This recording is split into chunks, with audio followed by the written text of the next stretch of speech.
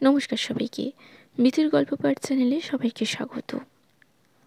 আজকের নিবেদন বলাইজান মুখোপাধ্যায়ের লেখা একটি ছোট গল্প, যা হয় না। তবে আজকের গল্প শুরু করার আগে আমার চ্যানেলে যারা নতুন তারা চ্যানেলটিকে অবশ্যই সাবস্ক্রাইব করে ভিডিওগুলিকে লাইক করে দেবেন। ভালো লাগলে বন্ধুদের সঙ্গে শেয়ার করবেন এবং পাশে থাকা বেল আইকনটি অবশ্যই ক্লিক করবেন। শুরু করছি আজকের নিবেদন। হাবু আর গবুকে লোকে বলতো মানিক চোর। সত্যি হরিহর আত্মা ছিল দুজনে। এক গ্রামেই বাড়ি, একই পাঠশালায় পড়েছিল দুজনে। তারপর গ্রাম থেকে যখন শহরে এলো তখন একই স্কুলে ভর্তি হয়েছিল দুজনে। একই বোর্ডিংয়ে এক ঘরে থাকতো। রক্তের কোনো সম্পর্ক ছিল না, কিন্তু প্রাণের সম্পর্ক গভীর ছিল দুজনের। বোর্ডিংয়ে যখন থাকতো তখন একই রকম জল খাবারও খেত দুজনে। বিকেলে স্কুলের ছুটি হয়ে গেলে রাজেনবাবুর দোকানে গিয়ে দুজনেই চারখানি লুচি আর গোটা 2 জিলিপি খেত। দুজনেরই ফুটবল খেলার দিকে ঝোঁক ছিল। দুজনেই ব্যাকে খেলতো।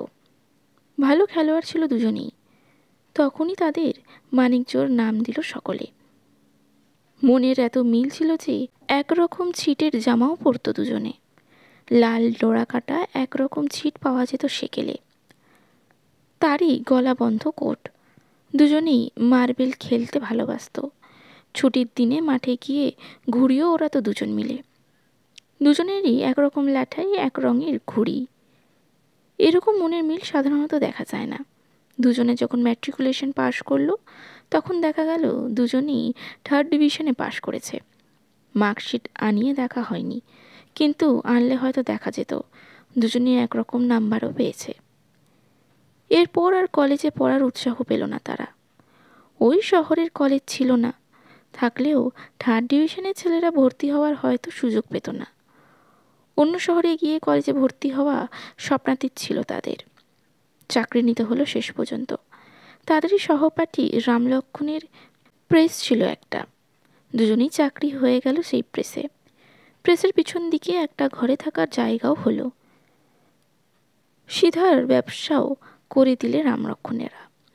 রান্না করেই খেত ওরা। হাবুই রাঁধত। দিনের বেলা ভাতে ভাত, রাত্রে ভালো ডাল আর রুটি। এইভাবেই চলছিল ওদের। এক ফ্যাশনের চুল ছেটে একরকম জুতো কাপড় পরে খাসা ছিল তারা। সমস্ত দিন প্রেসে পাশাপাশি খাটতো তারা। রাত্রে পাশাপাশি শুয়ে ঘুমোতো একই বিছানায়। একদিন প্রেসের মালিক রামলক্ষণের বাবা গবুকে নিয়ে কলকাতায় গেলেন প্রেসের জন্য জিনিসপত্র কিনতে। গবু 7 দিন কলকাতায় ছিল। ভারী কষ্ট হয়েছিল হাবুর। গবু না ফেরা পর্যন্ত স্বস্তি ছিল না তার এক মুহূর্ত। খবরের কাগজে একটা বাস দুর্ঘটনার খবর পড়ে ভারী উৎকণ্ঠিত হয়ে উঠল সে। রামলক্ষণের কাছে ছুটে গিয়ে বলল, ভাই, বাসে গবু ছিল না তো? ওরাও তো বড়বাজার অঞ্চলেই গেছে। হো হো করে হেসে উঠল রামলক্ষণ। তার হাসির বহর দেখে একটু অপ্রস্তুত হয়ে পড়ল হাবু। ঘুম হচ্ছে না বুঝি? জিজ্ঞাসা করল রামলক্ষণ। হাবু সত্যিই ঘুম হচ্ছিল না, কিন্তু সে কথা বলতে পারল না সে। অন্যদিকে মুখ ফিরিয়েই রইল। 7 দিন পরে গবু ফিরে বলল, দেখ তোর জন্য কি এনেছি, পরে দেখ তো। একটা সস্তা আংটি, যদিও ছোট, তবু আংটি পাথরটি চমৎকার নীল। আমি কিনেছি একটা, তুই আগে পর, তারপর আমি পরব। আর একটা নীল পাথর বসানো আংটি বার করে দেখালো সে। হাবুর আঙুলেও ঠিক ফিট করে গেল আংটিটা। দুজনে আংটি পরে পরস্পরের দিকে চেয়ে রইল হাসি মুখে। হঠাৎ হাবুর চোখ দুটো জলে ভরে উঠল। ও কি রে, কাঁদছিস তুই? বিদ্রুপ করার চেষ্টা করল গবু, কিন্তু দেখা গেল তার চোখের কোণেও সজল হয়ে উঠেছে। সত্যি আশ্চর্য মিল ছিল দুজনের। এমনটা দেখা যায় না কখনো। শুধু বাইরের দিকেই নয়, মনের দিকেও মিল ছিল দুজনের। একজনের মনের কথা, সব কথা, শ্লীল অশ্লীল সব কথা আর একজন জানত। কেউ কারোর কাছে গোপন করতো না কিছু। হাবুর অন্তত ধারণা ছিল গবুর সব কথা সে জানে।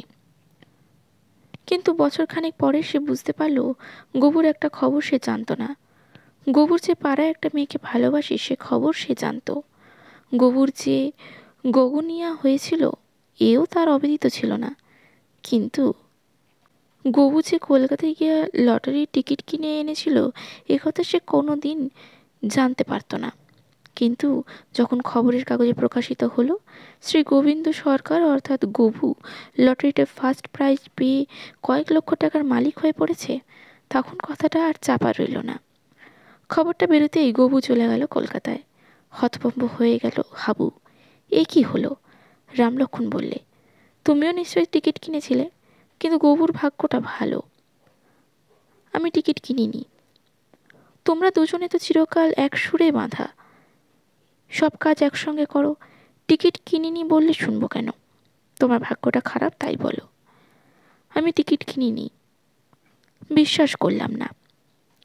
এর মাস 2 পরে যা হলো তা আরও অবিশ্বাস্য। হাবু একটা চিঠি পেল, গবুর চিঠি। ভাই হাবু, তুই চিঠি পেয়েই চলে আয়।